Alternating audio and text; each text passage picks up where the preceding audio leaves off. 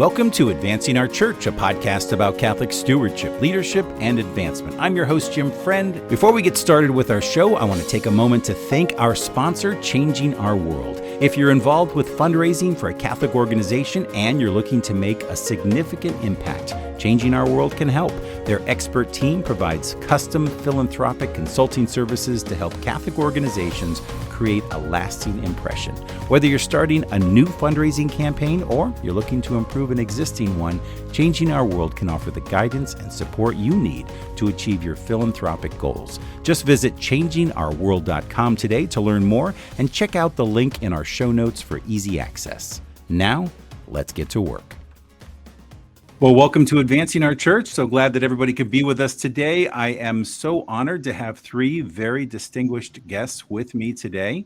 I am joined by Joe Gillmer, Scott Whitaker, and Bevin Kennedy, and we are going to have a conversation around the Giving USA numbers and the impact on diocesan work and Catholic organizations. And these are three veterans of development, and they bring a great, I think, a great perspective, not only from their as longtime diocesan employees and development professionals, but also because all three of you are in kind of different regions of the country. We've got DC and Austin and Manchester, so we're going to get a perspective from different dioceses, different kinds of dioceses, different shapes and sizes, which I think is really always helpful and adds a lot to our conversation. But why don't we start by kind of going around the horn here and just having everybody introduce themselves. And what I've been doing recently with our show is ask people to tell us something, maybe a little known fact. It could either be about your diocese or about yourself that maybe not everybody knows about.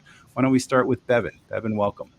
Sure. It's so great to be here. As Jim said, my name is Bevin Kennedy. I am the Cabinet Secretary for Development and Communications for the Diocese of Manchester. I've been serving Bishop Labashi here for almost 6 years. Before that, I was at the United States Conference of Catholic Bishops. I am coming to you from the Live Free or Die state of New Hampshire, and our diocese comprises the entire state, and we probably one of the more interesting facts is that we're one of the least churched states in the entire country. And meaning we have incredible opportunity for lots of evangelization, although our oldest church did just celebrate its 200th anniversary. So I'm happy to be here and happy to learn as well. Oh, congratulations. Thank you, Bevin. Thanks for being on the show. Joe Gillmer, tell us about yourself and about your diocese. Sure. Thank you so much. I'm Joe Gillmer. I'm the Executive Director of Development at the Archdiocese of Washington, that is in DC, not Washington State. Sometimes folks will ask me, like, how's Seattle? I'm like, nope, nowhere near. So, similar to Bevin, I've actually been with the Archdiocese for about 5.5 years at this point, 6 years come November. And so we continue to work through a number of things here. And the lovely part about being in DC is that it's at the center of activities, sometimes for good, sometimes for a little more challenging, but it's a wonderful place to be nonetheless. I was looking up a trivia thing or two about DC that I would have found, like, I didn't know that either. So I'm going to give you two, Jim, if you don't mind, because I think they're really cool. The first one is we actually had two presidents who kept alligators as pets. Oh, I'm like, I didn't know that, and why? And so if you're wondering, that's Herbert Hoover and John Quincy Adams. So if you ever wanted to know, there's something you can stump somebody at a party. But from a geographic standpoint, I didn't realize this either. So when I drive home tonight, I'll have to check this. There's no J Street in Washington. There's also was no J Company in even through World War II. And the reason for it is that Old English, the I and J were interchangeable. In fact, sometimes Thomas Jefferson his initials would be TI instead of TJ because it was interchangeable. And because they were so close, they didn't want to confuse folks. So there's no J Street. Wow. Excellent. Well, thank you, Joe. Appreciate that. Scott Whitaker from the Diocese of Austin. Tell us a bit about what's going on there. Well, great. Thanks, Jim, for having me on the show. And Joe, you get the award today for the best trivia for Washington. I will use that at a party in the near future. I am sure of it. Well, great. I am the Secretariat Director for Stewardship and Development, and also the Executive Director of our Catholic Foundation in the Diocese of Austin. I have been in my role 20 plus years. Wow. If you can believe that. So I am like an old timer in the stewardship and development world. I guess a couple of quick facts about the Diocese of Austin. We are the capital city of the Lone Star State, and we have, I guess, our claim to fame here is that we have really great Catholic campus ministry in the Diocese of Austin. So St. Mary's in College Station will be dedicating a brand new church next weekend for campus ministry. We also have the University of Texas, Baylor, Texas State as well. So 4 major institutions of higher learning, as well as our Catholic University, St. Edward's, here as well. And since we're going to talk about streets, Joe, I think it's important that if you come to visit Austin, you'll notice that all of our street names in Austin are named after rivers in the state of Texas, and they go in order from north to south. So the first street is Red River, and it goes all the way to the west, down west on the side of Austin, but south in terms of rivers, the Rio Grande. So little known fact about the city of Austin for you. How about that? Tremendous. Thank you, Scott. Thank you, Scott, Joe, and Bevin. Really looking forward to getting your insights on giving in your own dioceses and just kind of in general here. I'm going to start our conversation with just some opening comments here to kind of set the table, and we'll talk a little bit about kind of the numbers for the nonprofit sector. I'd like to talk about what that means for your parishes, diocese, schools, and the Catholic nonprofits. And then we'll finish our conversation with some recommendations or maybe some success stories or how you're viewing your own development programs for the next year. So the big headline in 2022 is that giving to nonprofits experienced a significant decline, with individual donors being the most affected. Not a surprise, given that individuals have been most impacted by the events of the economy over the past year. The total estimated giving dropped to $499 billion, which was a decrease of 3.4% in current dollars. And the big shocker is it was actually 10.5% after you adjust it for inflation. And I think inflation is a big theme here when we look at this report. The fundraising effectiveness report also found that the number of donors declined by 10% in 2022. Giving to religion, our subsector, we found that 27% of all donations received in 2022 were given to religion. Now that's down. We all know that that's continued. Our share of the pie has continually gone down over the years. I was looking back at the same report 10 years ago. Between 03 and 07, we had about 36% of the pie, where today we have 27% of the pie. Again, inflation played a big role last year. Giving to religious organizations increased 5.2% in current dollars, but they decreased by 2.6% if you take into account inflation. Again, that should raise red flags about how much our dollar has been devalued over the past couple of years. And then finally, according to Pew Research, 20% of the survey respondents reported that they were attending services in person less often than before the pandemic, which is not a big shocker to probably those listening to this podcast, because we've seen less and less folks in the pews next to us. And that virtual attendance has become much more popular, with 15% of the survey respondents reporting attending virtual services more often now than before the pandemic. So those are just a couple of opening comments to set the table for our conversation today. I see, as I said, inflation playing a big role in these numbers. What is your take on the numbers, and what are you experiencing? Perhaps let's start with your own diocesan appeal. And Scott, I'm going to start with you. Yeah, great. Thanks, Jim. These numbers and these conversations, it seems like we've rinse and repeat over the last couple of years. We've just been really trying to figure out what is going on, certainly as it comes to religious giving, the work that we're interested in. From a bishop's annual appeal standpoint in Austin, we're probably probably like many dioceses around the country. We did see a decline in number of donors, but year over year, we're still raising more money. It just seems like every year we keep scratching our heads trying to figure out, why do we keep raising more money from fewer people? Down another couple of thousand donors year over year in our own appeal. And I find it so interesting because I am in Austin, Texas. There's I don't know, 13-15 billion dollar Samsung semiconductor plant being built just outside. There's a Tesla mega plant just near the airport that is, just being completed. So all around me, I see tremendous growth, cranes around the city, but I'm not seeing that translating into giving. Certainly not into our own bishop's appeal. So we're probably like a lot of dioceses, I would probably say that. And we're just still trying to figure out, why are we seeing these declines in number of donors, and Giving USA numbers continue to show us, even smaller glimpses into what that means for us. Sure.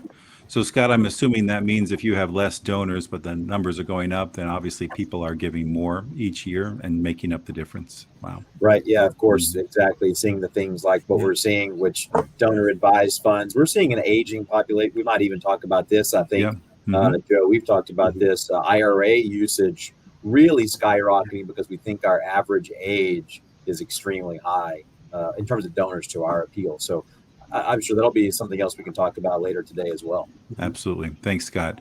Joe, how's it going in DC? Yeah, so it is something here where, just to back up even a step about how are you feeling? It's a funny thing how much perception matters, even if one individual is not worse off or better off in a circumstance. If there's a general perception of something, it can drive things, either sometimes good. So a perception of wealth in 97, 98, 99, that dot-com era, when folks were even taking stock options in lieu of larger salaries, feeling more wealthy, even though in reality they really weren't at that point. And then the giving that would follow similarly with that. We've had a perception problem that goes in the reverse. So we've had outright inflation that we know about. So it's not like inflation isn't there, but it's one where the perception is that it's even that much worse in some areas. And when you have that feeling of being pinched, that reaction, you'll see it in forms of things like if you have pledges for an annual appeal, and we have up to 10-month pledging. What we have experienced in this last year and a half is seeing fewer people pledging. And so that's a feeling of going, I'm not so sure, or I'm not feeling very good about this, but I'm still going to do something. So we see these redemption rates that go up, but because the pledging usually drives average gifts even higher. In 2022, what we had was slightly lower number of gifts, slightly higher average gift. But if you look at it from a fiscal year standpoint, when we got into the second half, so the first half of here in 23, what we actually saw was slightly more donors. So we finally got some recovery that we've been waiting for with post-COVID activities. But the average gift has now dipped. And so last year, the 22 appeal grew by 4%. But I was expecting it to grow by 7%. Largely, the drag there was the mass attendance recovery just didn't materialize the way that we thought it was going to. So we were still down about 20% at that critical time for us in the spring of 22. And then later, we had good redemption rates and a higher average gift and some channel work. But that growth was stunted by about 3% or almost 50% lower than I was expecting. Then we roll in the first half of 23, and as I said, we're about flat. And I was expecting to get another 7% growth, the slightly higher donors. And it's one of the things, we just feels like we have a little bit of a weight on our ankles as we go through this. And that's, I think, a perception problem. Mm-hmm. Absolutely. Bevin, you and I worked together a couple of years ago to put together the brand new New Hampshire Catholic Appeal. Tell us a little bit about how that's gone over the last couple of years and what you're seeing in your own fundraising. Yeah, of course. Thanks, Jim, again, for helping us get that started. We are only on year 2. So the comparative data that I have is very limited because our pilot last year was only half of our parishes. So we just did 40 last year in 2022, and now we have all 88 this year for 2023. And so that registered household data, we didn't have that before. Giving histories, now we're sort of on year 2. So we're trying to identify patterns, but it's just been very difficult because we only have about half to pull from and to look at. But what I will say is that very similar to what's been mentioned is that we do have an aging population. So even though the percentage of our donors is on the lower side, I think we're about 10% of people who have donated to the New Hampshire Catholic Appeal versus our entire population of registered households. We'd obviously like to see that higher, but those 10% are all mostly of certain demographics that have age limitations. So they are giving through a variety of different means. As Scott mentioned, IRAs are very big as well.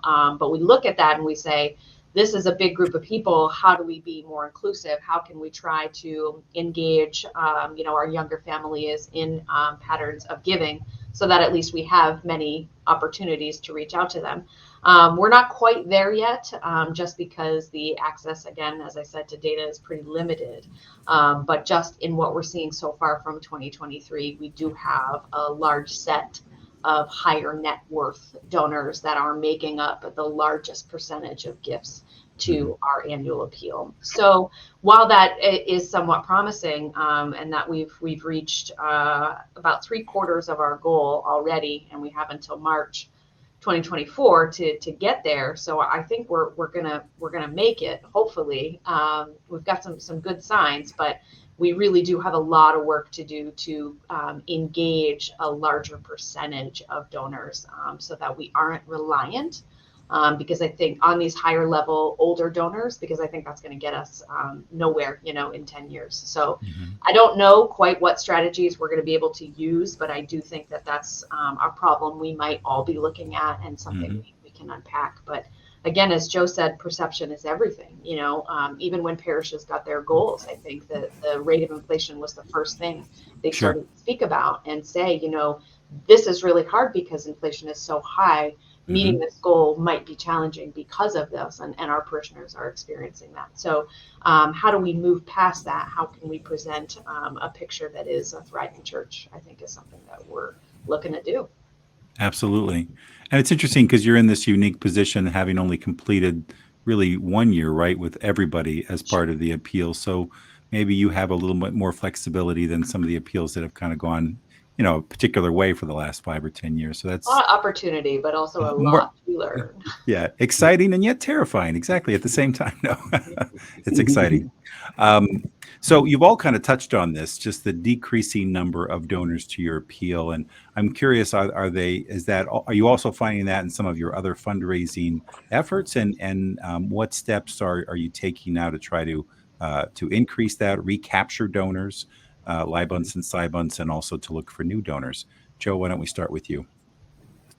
Yeah, I mean, I think this is a great point to all of us. What we're talking about, we're seeing trends. So the next thing becomes, okay, you're seeing the trends. What can we do about it? Right. So some of the things that we've been trying at the Archdiocese, and some of it's going to work and some of it is going to help, but maybe not help as directly as quickly. We've been expanding our ways to give. We've been promoting these other ways to give so that folks aren't just thinking about the checking account that they see that might be a little tighter, that perception problem again. Just as an example, we've been talking about IRA gifts in a number of environments over the last few years. We all have relatively older demographics, and so it's a natural place for us. But the expansion is something to really pay attention to. So I'll give you a quick stat. So we did a study of IRA donors that had converted from check or credit card, that they were credit card or check in 19 and 20, converted same donors 21 and 22 to IRA giving, and the average gift went from $1,000, $1,002 to be exact, to $1,982, or nearly 100% jump in that on the average gift. And you're like, why? Well, a couple things. One is that that type of IRA giving for an older donor demographic is one where they are pulling from a pot of money that they don't feel a direct pinch when it comes out, because it's been something sitting for a long time. Secondly, it's something where there is some tax benefit that if someone's not itemizing, which the tax code change in 17, plus folks that are older that don't have things that might rise to the level of itemizing, now you've got some tax benefit in the form of not realizing income. So it's this benefit, they go, oh, I didn't think of that. So our job of trying to bring that to them, and then just feeling like I can be more generous with this. So promoting ways to give, offering as often as you can, take a look and say, is there other things that we can accept without it putting an undue burden. And then some other things, very briefly on this, Jim, is that we found that our recurring giving also continues to grow. And so it's interesting, our commitment levels are actually flat, but part of it has to do with actually not a bad thing. It is way in which somebody's giving. Way our system works is when we have a recurring donor, you don't see a pledge for 10 months or 12 months. It's the amount that month as it builds. So a $600 donor, first 3 months of the year is a $150 donor. So at first you're like, what's going on? It's the recurring giving. So if you annualize that, suddenly you see a $300,000 jump. That's a good thing. That tells us we're getting more people locking in. So those kinds of items, I'm going to just very, Jim, and I will defer, and be very quiet for some of these other ones. Just one other quick thing. Outreach for programs beyond the annual appeal is something I think any diocese could also take a look at. Why? It would validate the diocese as a philanthropic option. Sometimes our appeals are captured so much that someone just thinks, I don't know what they do. Support for programs that takes a little pressure off the annual appeal if it's one that's really fundamental to the funding of the operations of an organization. And the third one is an affinity data point for major gifts and mid-level donor engagement, where you've got partnerships that you don't see from the appeal only, that you can work towards these partner level major gifts. So those are some ways in which working through that are not out of reach for any of the dioceses here to say, oh, you can do that in Joe and DCs, but I can't do that here. There's all these things that I think that no matter where it would be in the country, I could apply these things and see if we can get some traction. Mm-hmm. Excellent. Bevin, how about you? How are you trying to recapture or find new donors for your appeal? Sure. We have lots of opportunity to find new donors, just because this is our first time as a diocese actually getting in front of all of the registered parishioners in the diocese. So we have the opportunity to actually spread the mission of the work that's actually being done. And a lot of the programs and ministries that we collapsed into the New Hampshire Catholic Appeal were previous second collections that a lot of donors were not giving to because there wasn't really a lot of marketing, there wasn't really a lot of outreach. So we have the ability for most of those collections that just kind of stayed the same for 10 years, however long they were here. Many of them were 10, 20 years long. There wasn't any decrease or increase. It was just kind of always the same. So now those ministries are going to allow us, those ministries are going to grow because the annual appeal is going to grow. So while separate, different programmatic giving can be helpful, I do think that us moving towards this appeal model has been truly beneficial for the ministries and programs of our diocese to be able to have greater sustainability in funding and development. Some of the other programs that are outside of the appeal, for example, our Catholic schools, we're seeing some of our every year our enrollment for our Catholic schools has grown. We're one of the few places in the country where that is happening. So why is that happening? And how do we help our schools, fundraise better and reach out? And I think those communities are ripe for data harvesting and trying to understand what's going on. But that being said, we have one charitable program that has the number of donors we really try to invite to participate in this charitable program every year has grown, simply because we're putting a little more pressure on the individuals involved to invite non-Catholics into that. It gives us an opportunity to reach individuals from a charitable perspective, to showcase, the wholeness of the church, but also there's a greater opportunity there to reach out to those who may be interested in the mission of the church without necessarily being Catholic. So I think that's great for us to be able to expand that both from a relational perspective, but there could again be some larger interest in the charitable programs of the church from a non-Catholic donor perspective. So that's an avenue I think that we're really going to be unpacking, especially as this charitable program remains separate from the New Hampshire Catholic Appeal.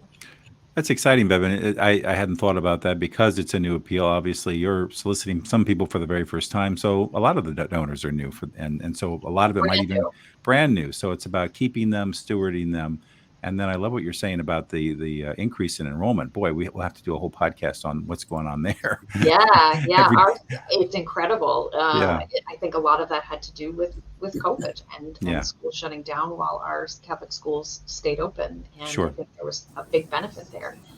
now we've Tremendous. kept them. So Yeah, that's exciting. great. Scott, how are you guys handling the issue of donor retention and recapturing donors? Well, I think it's a great question, and one that we continue to try to figure out. All of us are trying to figure this out a little bit.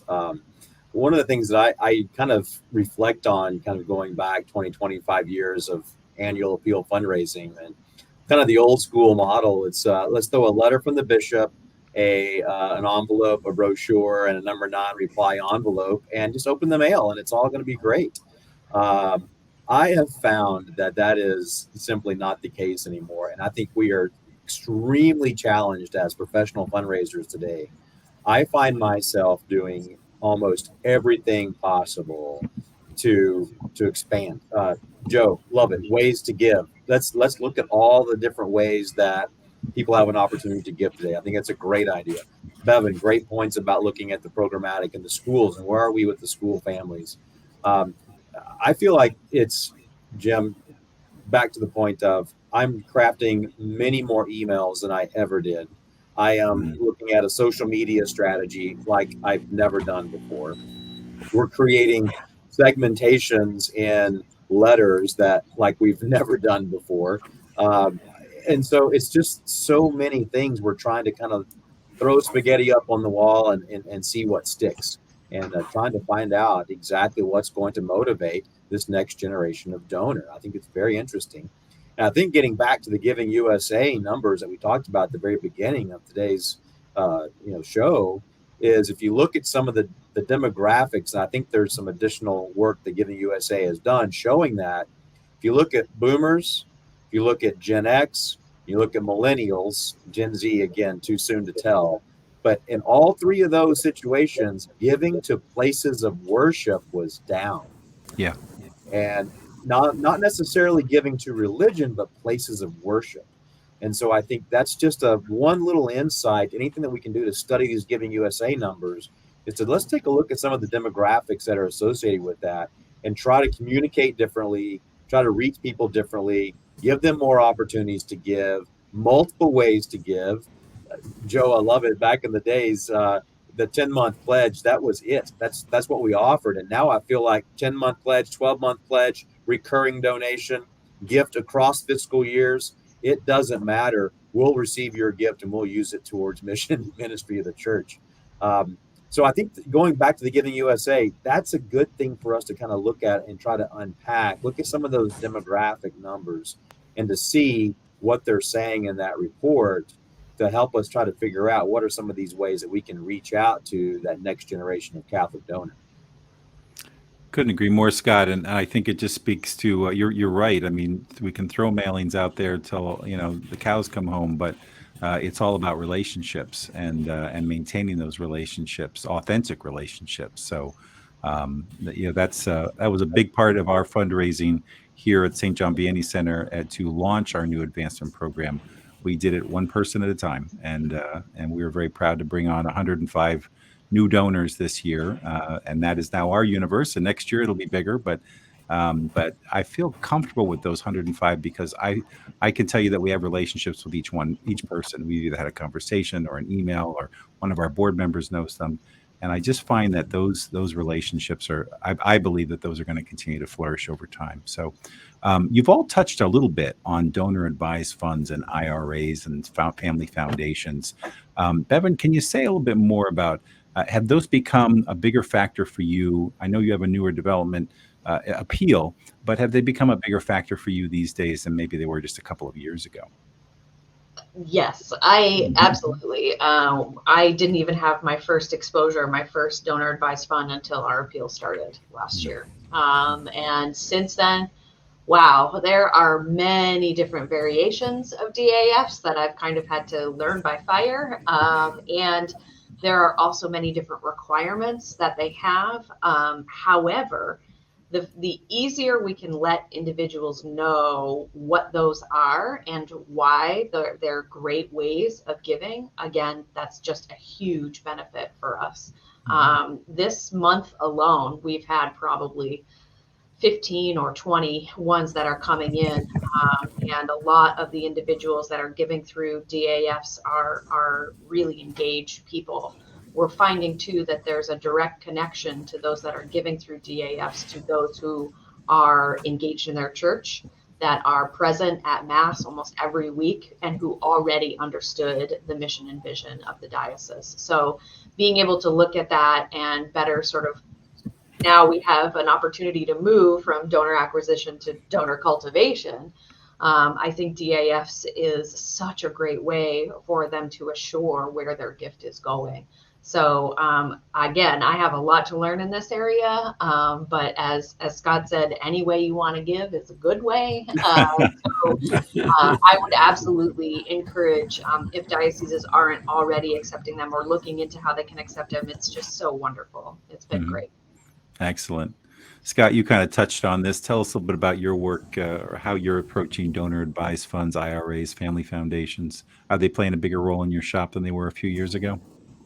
Yeah, you'll see a theme here. We're going to continue it on, Bevin. Absolutely an increase in that number. We've actually found so much in the area of IRAs. Joe, I'm going to go back and do a study myself and look at that because I find that statistic fascinating with the increased amount average gift going up as they transition away from a standard check or gift that way to an IRA. And the big thing you want to do, Scott, is not just, what are my check average gift and my IRA, but to go, who was a check donor 2 years ago? And they've renewed, and now they're renewing with IRA.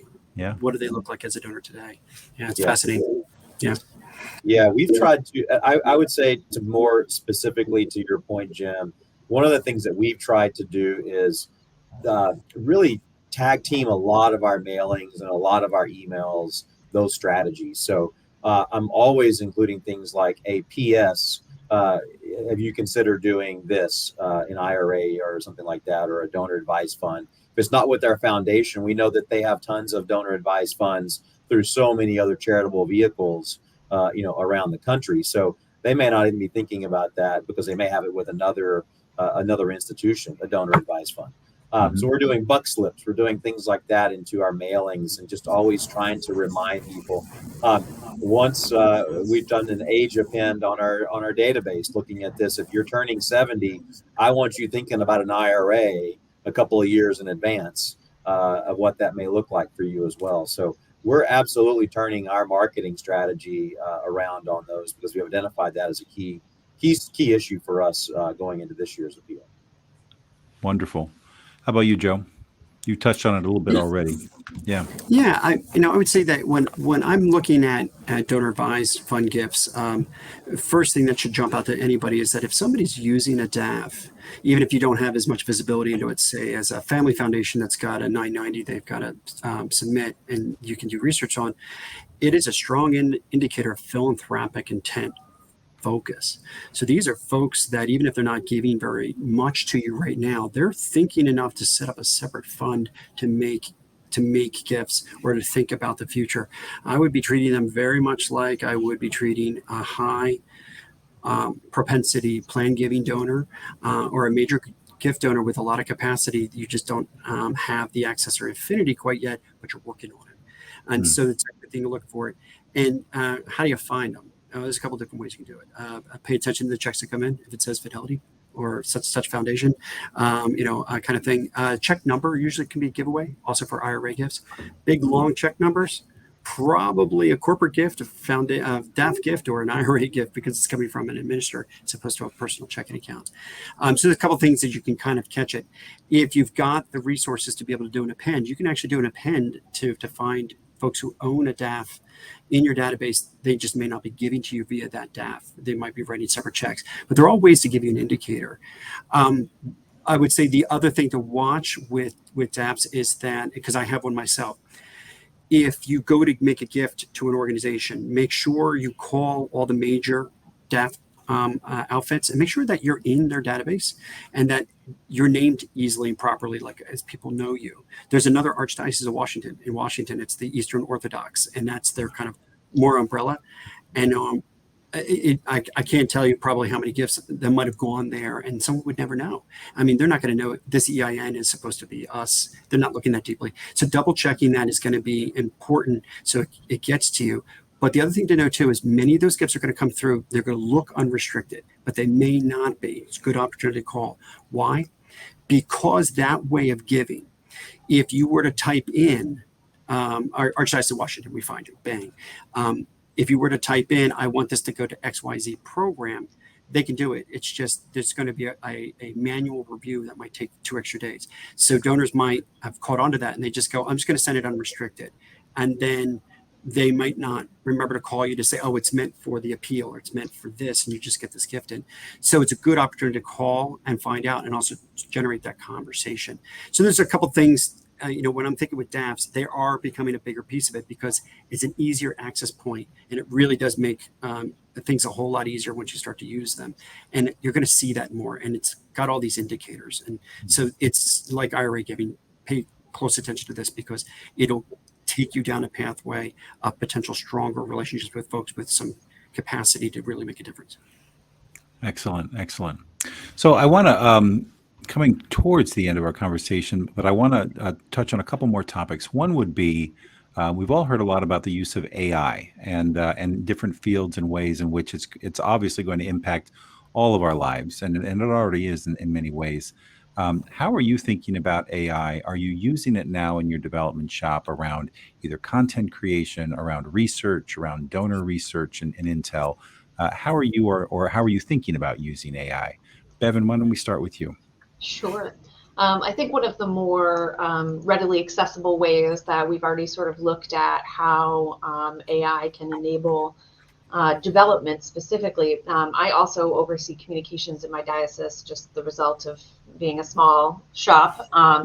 But how we can utilize the GPTs, the generative texts, in our own fundraising. You have systems now where you can feed it, a bunch of documents, and it'll put together what it thinks language that you use or language that identifies your brand, and being able to put that into a donor letter, a thank you letter, an outreach, or something even as long form as a description of the New Hampshire Catholic Appeal in case we want to rethink how we do that. So I think AI has a lot of capabilities in that sense from a communications perspective and how we communicate with our donors. It doesn't allow for the individualization, though, which I can see as somewhat problematic, because as we, the Diocese of Manchester moves into, donor cultivation and cultivating relationships, I think that this could be a potential problem. It may help blanket a large population, but I think that individualized communication is something that, lacks so far in that automated text generator. I think the other side of this is just greater data analysis, being able to really look at greater pieces that we didn't even think about what we need in terms of how we solicit and cultivate donors, because we're now able to look at affinity, what they've given to in the past, beyond just net worth. So there's a lot of capabilities in artificial intelligence in just data mining and being able to put together profiles that we never thought that could really exist in the fundraising and development world. So I think there's a lot of value just in being able to put that together. Could be potentially a little bit scary to a donor of how much we may know about them in the future. But I do think that that's something that's coming up in the development world that we're really going to be able to see just fly off the charts in terms of what we know about our donors and what we're going to be able to actually capture through AI. So those are just kind of two things that I picked out from the top of my head that we're really looking at if we're not already using. Great points, Bevin. Less, in a way. Yeah, absolutely. Technology is deflationary. It's supposed to make things a little cheaper, and that information becomes to us at a far less price than it used to. It's amazing. Scott, how about you? How are you thinking about AI these days? Yeah, we're certainly thinking about it, trying to figure out its role and place. The church, I think, has always been known to be a bit of a laggard in some of these things. Bevan, to your point, the scare, fear of what this may mean, I think is an appropriate, response from the church. I would say a couple things that I would mention would be one, content creation. I think would be a key one, and I love this from a small development office that might have one or two people. This might be a real value to that organization. The second thing, that I would say is automation. I think is something that is a pretty critical way to look at things now. So if we're looking at how do I communicate with a number of donors throughout the year, if you think maybe of a model of a development office at a college or university, and they've got a portfolio of 100 donors, and they spend a lot of their time doing that. That's really not where most diocesan offices are. So this is where maybe this automation and AI can really extend that for us in diocesan development, while we still play catch up to our colleagues and friends in the university world. So a couple of quick thoughts on AI and automation that I think might be something to look at going in the next few months, a couple of years. Great point, Scott. Appreciate that. Joe, how are you guys thinking about AI? Yeah, I think, when we take a look at some of our screening, we're now looking at and implementing second and third level type of appends. So I'll give you an example of something we're working on right now relating to cryptocurrency donation propensity. So in something like that, you might think, oh, well, you just use an age append and then we'll take our younger donors and that's who we'll approach. And it might be a good start to something, but it's pretty broad stroke, for that. And so we're actually working with a firm that is scraping metadata on social media chats across the entire internet, which you can only do with AI to pull off that kind of level of data scraping. Not just finding out who's talking about crypto and tying that back to donors that we've got in our database, or to be able to do a modeling, to do a likeness modeling, but further to see who's talking positive things in that metadata. Now that might sound really, really scary, like whoa, like, but that's a way to do it. I will tell you that in terms of, am I going to turn my customer service over to ChatGPT? No, not quite yet. For two reasons. One is that while it might be able to fool quite a few people, it only takes one to say, I'm talking to a bot. And they start talking to church and say, the Archdiocese is doing now, they got bots. They won't even talk to us personally. Like, that bad person I don't want. But the area where I also am still watching, a little concerned about, is that ChatGPT, for example, certain different people do tests on it. And one was an outfit that is a physics group in Columbia University. And they did a test of ChatGPT taking a physics exam. And it passed. It got about 70%. It passed. But it was missing on questions that you wouldn't think it would miss. And then further, there's a weird thing that sometimes happens where there's an incorrect statement that comes through. And then if you ask that ChatGPT even further, it will argue with you effectively and double down and triple down on an incorrect fact. You would think the facts would be what it get, and that the nuances would be difficulty, but it's sometimes the other way around. So there's a lot of work there before you're replacing people to answer the phones.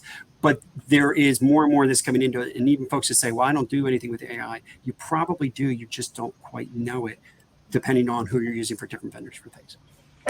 Yeah, I would agree. From my own experience over the last year, I look at it the same way I do wealth screening. It's a starting point. When you do wealth screening, some of that information that comes out on a donor can be very accurate. Some of it isn't accurate at all. They could have a completely different Jim friend from a different state. And so I look at it as a starting point. I've used it a little bit in creating some summaries, maybe a little bit in beginning. If I'm having a creative block on a letter, maybe I'll ask it for some ideas, and usually that'll help me jock into in a particular direction. But I think we have to be careful in how much trust we put into it, how much faith we put in. I think it's kind of trust but verify. I did hear there some college students have been using it for college essays and such, and a couple of them got busted on it. So we do have to be careful that and it should never replace human communication. I couldn't agree more.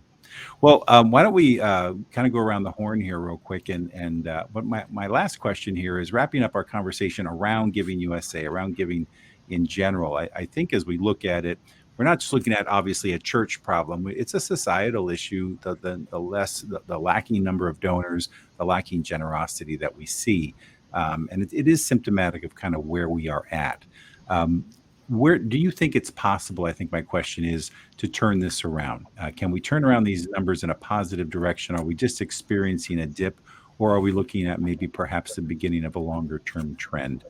Scott, why don't we start with you? Well, I would be ever the optimist. I think that absolutely we can turn this trend around. I think Americans are incredibly generous and resilient, and I think we'll be able to do this. But I do think it takes some work on our part. And from a church standpoint alone, we're going to have to find ways that we can connect our tradition of the church with new advancements in technology and communications and marketing and development in order to do this the right way, to turn this around or right this ship, if you will. But I absolutely believe that we have incredibly generous people in the United States, and I think there's tremendous opportunity, for us going forward. So I think we've got some work ahead of us, though, and I think there's a lot of smart, great people who are thinking about these things. And just this conversation today, sharing a couple of ideas here or there. All it takes is one or two really great ideas.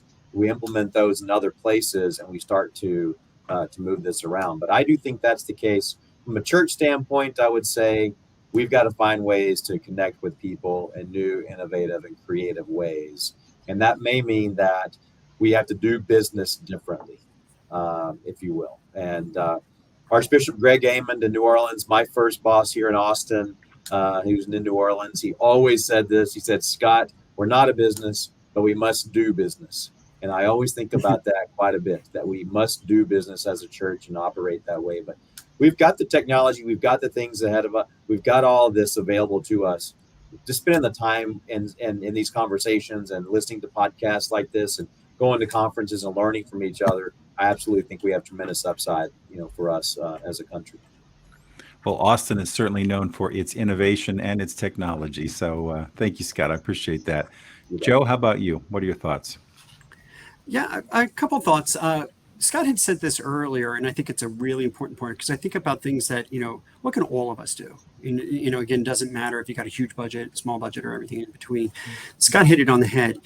The channels in which you're doing outreach, make sure they're integrated. Don't just send email because someone told you to send email, and make phone calls because someone told you to make phone calls, or post to social media because somebody said you should be on social media. But make sure that they make sense and they're helping each other out. So a direct mail piece goes out, and then you've got then a cadence of emails and social media that's raising the profile of a program, making it come to life. Having all those things, just think through that. It's really not that complicated to do it, and you'll find that it'll help lift all those boats for it. The another thing too, from a diocese perspective, I think every diocese to some extent or another suffers from this. That if you talk to the rank and file pastors, they'd be like, "Oh, the diocese eye rolls. Oh, the only time they ever call is when they want something." One of the things that taught us with COVID and with the pandemic era was how can we help? And I know so many dioceses had a hyper focus on helping parishes, and the extension of that is, where else can you do that? Because if it's much more of a partnership with the constituency throughout the field, then you have pastors that the eye rolling stops and might say, yeah, they're doing really good stuff. There's a reason why the archdiocese is here. It's a benefit for us. And you'll see giving rise in the areas of folks that you're not getting as much of those touch points. And the very last point I've got here, Jim, is about coming back to the younger generation. I sometimes will hear folks say the youth today don't give. And I am so like, actually stop and think about that for a second. When I was growing up, well before that, there would have been cell phones and social media aspects and things of that nature. When did I ever ever give unless it was something very specific, like a candy sale or something tied to a program running. If you look at today, the frequency in which you've got younger folks making gifts, peer-to-peer network making gifts, pound for pound, it probably blows all of us on the call here away on a pound for pound basis. So the trick, of course, becomes how do you have those youth then engage with the church as stronger giving down the road? They've got a big, strong starting point that I think in some ways is actually stronger than all of us growing up. And so there's a lot of hope there. And it comes down to finding ways to engage on activities. I know some of that is not going to be the development office fixing that overnight, but in concert with the evangelization efforts of your pastoral ministries. Think about those things. So think about beyond what can I do from a fundraising, but like how can I be part of the solution overall? You're not going to be able to do it all yourself, but being part of that solution, I think some special things are possible. This is not a downhill track, and there's nothing we can do to stop it. I think there are a lot of really good things we can do, and find that the engagement can be something where somebody goes, I like this, I want to support this, and it's not just an obligation feeling. And so keep your spirits up on that, because I think we can all do some really, really special things as a church. Oh, well said, Joe. Thank you. Bevin, how about you?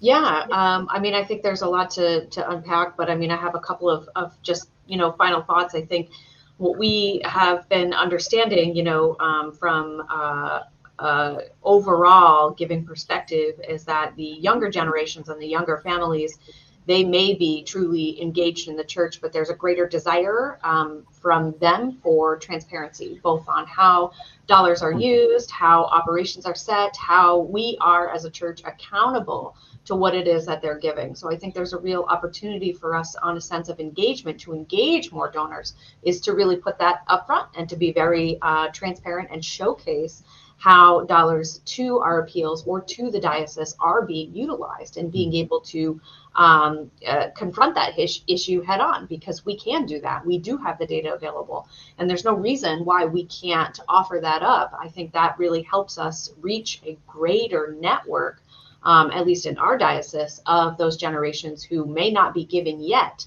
but are a part of their church. We obviously know they have an affinity for Catholicism. So we have a real opportunity, I think, there to engage them in that way, because that seems to be something that they want. They want information. They want more information. And how do we make that accessible and available to them? So that's just something I've been thinking about as a way to engage more individuals, because that's the biggest piece of feedback that I see from different pieces of research, is that the millennials really want to be engaged, and they want you to do the work to do that. So I think that's one thing I would look at. But also, as we sort of talked about, how do we look at the different ways to give and how we can showcase that from a communications perspective, ways to engage in, the New Hampshire Catholic Appeal beyond just giving. Are there different opportunities there? If you cannot give, there may be a potential for you to give in the future. So how can we engage you in a way that, yes, we have all of these opportunities available, but we also accept your gifts of prayer. And just the third thing that we've been doing, Jim, with your help, we piloted a stewardship program, and just teaching about time, talent, and treasure, what those really mean. We got a lot of feedback from pastors and just everyday Joe and Mary Catholic who did not know the teachings of stewardship. You may hear it in the gospel, you may reflect on different pieces, but how you practice that in your individual life. So, putting that together in a practical sense, I think Jim was absolutely great for us to be able to say, here's what it means. Yes, that's great. You may hear that in a homily, but here's how you can embody that in your everyday life. I think that may help us reach those individuals who may not be ready to give, but may be in a place where they want to engage in their church, and they could be potential givers in the future, and really help us build out the actual number of donors. So that's just things that I've been thinking about and reflecting on as we look at the Giving USA data, and the number of donors and individual giving has gone down. I think those are wonderful comments, and a great note to end on with stewardship. That has got to be at the core of all that we do, our faith, and our returning a portion of our gifts back to the Lord. And so, Bevin, Joe, Scott, thank you for sharing your wisdom, sharing your creativity, your energy with us, and some great thoughts on on how to enhance the appeal, how to recapture donors, new avenues to travel down. Each of you touched on some wonderful aspects, and I know that I learned a lot from today. So thank you for all you do for the church, and thank you for your time today. Our pleasure. Thank you. Thanks, man. God bless. Thank you, everybody. Well, that's our show this week. I want to thank you, our listeners, for joining me on today's show. I hope that you found this conversation valuable and that it will inspire you in some way to take action and advance the mission of our church. And if this is your first time listening to Advancing Our Church, I hope you're going to stick around and subscribe. You can find us on all places where you download your favorite podcasts. You can find us on YouTube. You can follow us on Twitter, Facebook, or Instagram. And for more information about our show, please visit our fully restored website at advancingourchurch.com. A big shout out to my wife, Kristen, for helping me to restore that website. I could not have done this without you, honey. I love you so much. Once again, many thanks to our sponsor, Changing Our World. You can find a link to their website in the show notes of this episode. Well, that's it for me, everybody. Have a great month of August. We'll see you next week. Take care and God bless.